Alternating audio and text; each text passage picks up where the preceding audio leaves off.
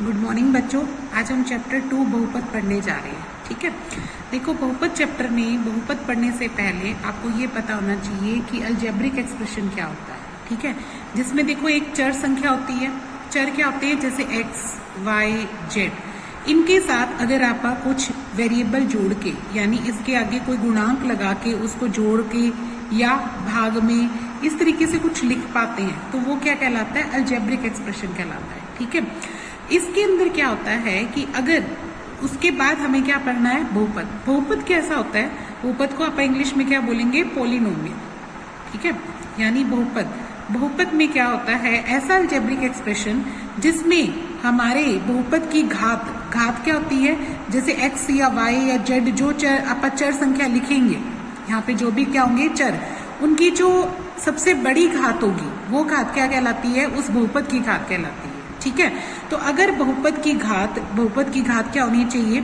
यहाँ पर इस अलजेब्रिक एक्सप्रेशन में अगर हमारे बहुपद की जो घात होती है वो क्या होनी चाहिए? एक होल नंबर होनी चाहिए, यानी एक पूर्ण संख्या होनी चाहिए। वो कभी भी क्या नहीं होनी चाहिए? बटे में नहीं होनी चाहिए या फिर नेगेटिव नहीं होनी चाहिए। तो हमेशा क्या होनी चाहिए? बहुपद की घात क्या होनी चाहिए? पूर्ण संख्या होनी चाहिए। क्या होनी चाहिए? पूर्ण संख्या। अगर वो पूर्ण संख्या है तो हम उसे क्या बोलेंगे? बहुपद है, वरना हम नहीं बोलेंगे। जैसे अगर मैं ये लिख दूं x प्लस 1/y, तो ये क्या है? बहुपद नहीं है। क्या नहीं है? ये बहुपद नहीं है। कारण क्योंकि यहाँ पर y ऊपर जाके क्या बन जाएगा? -1। y क्या बन गया? -1। इस वजह से बहुपद नहीं है। तो यहाँ पे चर संख्या की घात क्या आ गई? -1। तो ये क्या बनेगा? बहुपद नहीं है। अगर मैं लिख दूं √x प्लस 1/√x, तो ये भी क्या है? बहुपद नहीं है। ठीक है, तो हमेशा याद रखना बहुपद की घात क्या होनी चाहिए? एक पूर्ण संख्या होनी चाहिए। ठीक है, क्या होनी चाहिए? एक होल नंबर होनी चाहिए। उसके बाद हम बहुपद के प्रकार पढ़ते हैं। बहुपद दो तरीके से बता सकते हैं, एक तो उसकी घात के हिसाब से और एक उसमें टर्म के हिसाब से, यानी उसमें कितने पद है उसके हिसाब से बता सकते हैं। ठीक है, जैसे पद के हिसाब से देखते हैं। मान लो एक पदी बहुपद है तो उसको हम क्या बोलते हैं? एक पदी बहुपद। एक ही रकम है, यानी एक पद है तो उसे क्या बोलेंगे? एक पदी बहुपद। अगर दो पद वाला है, दो रकमे वाला है, तो उसे क्या बोलेंगे? द्विपदी। ठीक है, अगर 3 पदों वाला है तो त्रिपदी। इस तरीके से उसके नाम रखेंगे। ठीक है, इसके बाद अगर हमारे जितने पद होंगे उस हिसाब से उसका नाम रख देना। अब घात के हिसाब से देखते हैं। अगर हमारी घात बहुपद की घात क्या आती है? अगर 1 है, सबसे पहले 0 घात वाला कर लो। सबसे पहले क्या कर लो? 0 घात वाला कर लो। तो इसे क्या बोलेंगे? शून्य बहुपद। ठीक है, या फिर इसको कांस्टेंट बोल देते हैं। आप कांस्टेंट बहुपद बोलते हैं भी, जिसमें अगर हमारे वेरिएबल की जो घाती ना आए, ठीक है, यानी x की जो पावर है वो क्या आ जाए? 0 आ जाए। ठीक है, तो इसे क्या बोलेंगे? शून्य बहुपद। उसके बाद देखो क्या है, अगर घात क्या आ जाती है? 1 आ जाती है। अगर घात क्या आ जाती है? 1, तो इसे क्या बोलते हैं? रैखिक। क्या बोलते हैं आप उसको? रैखिक बहुपद। ये कौन से होते हैं बेटा? इस तरीके के होते हैं, ax प्लस b तरीके के। ठीक है, अगर घात क्या आ जाती है? 2, तो ये इस तरीके का होता है, ax² plus bx plus c type का। इसे क्या बोलते हैं? द्विघात बहुपद। क्या बोलते हैं? द्विघात बहुपद। अगर घात क्या आ जाती है? 3। क्या आ जाती है? 3, यानी ax³ plus bx² plus cx plus d, इस तरीके का आ जाता है। ठीक है, तो इसे क्या बोलते हैं? त्रिघात बहुपद। ठीक है, इसी तरीके से आगे बाकी सभी बहुपद के नाम रख सकते हैं। ठीक है, अब इसके बाद हम क्या पढ़ेंगे? घात पढ़ने के बाद हम पढ़ते हैं शून्यक। क्या पढ़ते हैं? शून्यक। शून्यक क्या होती है भाई? शून्यक वो वैल्यू होती है उस चर संख्या की जिससे वो जो अपना जो बहुपद है वो क्या बन जाता है? शून्य बन जाता है। देखो px से लिखते हैं आप किसी भी पॉलिनोमियल को, किसी भी बहुपद को। तो जैसे मैंने कोई बहुपद लिख दिया ax प्लस b, ये कौन सा है? एक घात वाला रैखिक बहुपद है। ये कौन सा है? रैखिक। अब रैखिक बहुपद में कितनी शून्यक होगी, एक ही होगी। कैसे शून्यक पता करेंगे, इसको जीरो के सामने रख दो, ए एक्स की वैल्यू क्या आई माइनस बी, एक्स की वैल्यू क्या आ गई माइनस बी बाई, तो इसकी जो शून्यक आई वो क्या आई, एक शून्यक आएगी, क्या आएगी, एक शून्यक। ठीक है, और ये कैसे पता लगेगा, आप इसका ग्राफ बनाएंगे तो वो क्या बनेगी, एक लाइन बनेगी। क्या बनेगी, एक लाइन। और लाइन क्या करेगी, हमारी जो एक्स एक्सिस को, ये जो एक्स एक्सिस है, एक्स ओ एक्स डैश है ना, इसको क्या है, एक बिंदु पे छू रही है। जब एक बिंदु पे छुएगी तो क्या बनेगा, एक शून्यक बनेगा। क्या बनेगा, एक शून्यक। और रैखिक समीकरण की कितनी शून्यक होती है, एक होती है। ठीक है, अब दूसरी बात कि ऐसा भी हो सकता है कि इसकी कोई शून्यक ना बने। जैसे अगर आप क्या कह देते हैं, एक्स की वैल्यू हमारी क्या बन जाए या वाई की वैल्यू क्या बन जाए। अच्छा देखो, इसके बाद दूसरा देखो, द्विघात वाला देखो,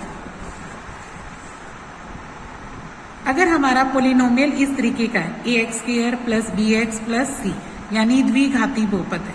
ये कौन सा है, द्विघाती बहुपद। द्विघाती बहुपद में हमारे पास कितनी शून्यक आएगी, देखो द्विघाती बहुपद में आप इसके जो शून्यक निकालने बैठेंगे तो इसके जो फैक्टर करेंगे तो x माइनस समथिंग आएगा और x माइनस समथिंग, यानी x minus alpha, x minus beta, इस तरीके से आएगी। तो इसकी दो शून्यक आएगी, एक अल्फा और दूसरी वैल्यू क्या आ जाएगी, बीटा। जब आप इसके फैक्टर करेंगे, गुणनखंड करेंगे, तो इस तरीके के दो गुणनखंड बनेंगे।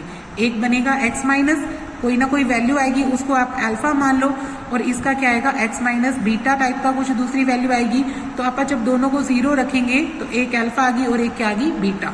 तो इसकी कितनी आ जाएगी, दो शून्यक आएगी। कितनी आ जाएगी, दो शून्यक। ठीक है, अब इसका जो ग्राफ बनाओगे वो कैसा आएगा, इस तरीके का बनेगा, परवलय टाइप का। कैसा बनता है, परवलय। ये कैसा कैसा कैसा ग्राफ बनेगा बच्चों, परवलय। किसका बनेगा, द्विघाती बहुपद का। ठीक है, द्विघाती बहुपद का क्या बनता है, परवलय। अब ये जो परवलय है, हो सकता है कि ये, इसमें कोई जरूरी तो नहीं है ना कि इसकी वैल्यू हमेशा जीरो आए, नहीं ना। यहाँ पर x की वैल्यू कुछ भी आ सकती है और दूसरे x की वैल्यू भी कुछ और आ सकती है। एक बार मैंने अल्फा लिखा और एक बार बीटा। हो सकता है कि अल्फा जीरो हो और हो सकता है कि बीटा जीरो हो, तो इनमें से कोई जरूरी नहीं है कि एक शून्यक आए, और हो सकता है कि दोनों ही शून्यक ना आए। तो इसके लिए क्या है कि हमें जो हमारा ये परवलय है, अगर मान लो वो इस एक्स एक्सिस को छूता ही नहीं है, तो यहाँ पर क्या आएगी, जीरो शून्यक, यानी कोई भी शून्यक नहीं है, कोई भी शून्यक नहीं है। ठीक है, अगर ये जो परवलय है वो एक बिंदु पे छुए तो इसका मतलब क्या बनेगा, एक शून्यक। और अगर ये क्या करता है, दो बिंदुओं पे छूता है, तो इसकी कितनी बन जाएगी, दो शून्यक बन जाएगी। क्या बन जाएगी, दो शून्यक। ठीक है, तो इसमें मैक्सिमम कितनी आ सकती है शून्यक, जीरो, और मिनिमम मैक्सिमम आएगी दो और मिनिमम क्या आएगी, नहीं। ठीक है, तो कोई जरूरी नहीं है कि इनमें x का मान हमेशा जीरो ही आए। तो इसमें एक भी आ सकती है और दो भी आ सकती है या नहीं भी आ सकती है। ठीक है, अब दूसरी तीसरी चीज देखो, इसके बाद हम क्या करते हैं, क्यूबिक आएगा, है ना, a x cube plus b x square plus c x plus d. इसकी कितनी शून्यक बनेगी, तीन बनेगी। इसकी कितनी बन जाएगी, तीन शून्यक। ठीक है, अब इसके बाद देखो एक्सरसाइज पे चलते हैं हम। देखो एक्सरसाइज 2.1 हमें अलग अलग क्या बना रखे हैं, ग्राफ बना रखे हैं बच्चों, बना रखे हैं ना। तो हमें ये देखना है, जैसे पहला ग्राफ मैं बना के दिखा रही हूं आप लोगों को। यहां पर एक लाइन ऐसे जा रही है, ठीक है, ये एक्स एक्सिस बना रखी है उसने, ये क्या बना रखी है, वाई वाई ओ डैश, और ये बना रखी है। देखो इसमें ये जो रेखा है, यानी जो पी एक्स पोलिनोमियल है ना, y इज इक्वल टू क्या दे रखा है मुझे, पी एक्स, ये बहुपद दे रखा है। तो इस बहुपद ने एक्स एक्सिस को तो कहीं छुआ ही नहीं, अगर जब छुएगा तो ही तो उसकी शून्यक आएगी। ये रेखा क्या है, किसी के समांतर जा रही है, तो ये तो y की वैल्यू क्या बनाएगी, कांस्टेंट वैल्यू बनाएगी। तो इसमें एक्स एक्सिस को छुआ ही नहीं, तो इसकी क्या आएगी, कोई भी शून्यक नहीं आएगी। तो यहाँ पे शून्यकों की संख्या क्या लिखेंगे, जीरो। शून्यकों की संख्या बराबर क्या लिख देना, जीरो। इसका कारण क्या लिखोगे, क्योंकि दिए गए ग्राफ ने, दी गई रेखा ने एक्स एक्सिस को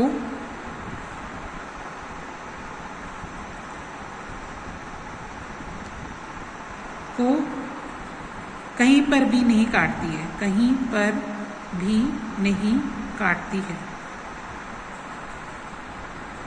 ठीक है, इसलिए इसकी कितनी आएगी 0 0। अब दूसरी देखो, एक और बना रखा है उसने,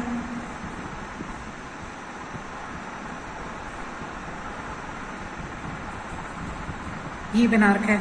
देखो इसने क्या हुआ, एक्स एक्सिस को कहाँ काटा, एक बिंदु पे काटा। ठीक है, तो यहाँ पे आप क्या लिखोगे, शून्यकों की संख्या क्या आएगी, शून्यकों की संख्या बराबर क्या लिख देना, 1। क्या लिख देना, 1। इसका कारण क्या लिखोगे, क्योंकि ग्राफ ने एक्स अक्ष को, एक्स एक्सिस भी लिख सकते हो या अक्ष भी लिख सकते हो, एक्स एक्सिस को केवल एक ही बिंदु पर प्रतिच्छेद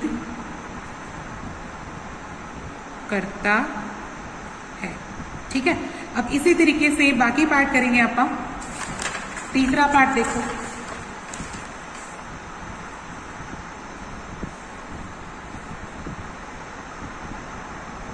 ये दे रखा है। तीसरे पार्ट में देखो, इसमें क्या लिखेंगे, इसमें कितनी शून्यक बनेगी, देखो 1 2 और 3।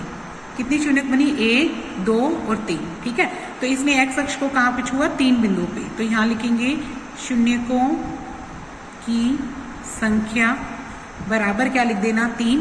कारण क्या लिखोगे, क्योंकि ग्राफ एक्स अक्ष को 3 बिंदुओं पर प्रतिच्छेद करता है। ठीक है, अब अगला बनाओ, ऐसे बना रखा उसने। ठीक है, अब इसने एक्स अक्ष को कितने बिंदुओं पे छुआ, 2 बिंदुओं पे, है ना। इसका जो चौथा पार्ट है, इसमें लिखेंगे शून्यकों की संख्या बराबर क्या लिख देंगे, 2। इसमें क्या लिखेंगे, एक्स, क्योंकि ग्राफ में एक्स अक्ष को 2 बिंदुओं पर प्रतिच्छेद करता है।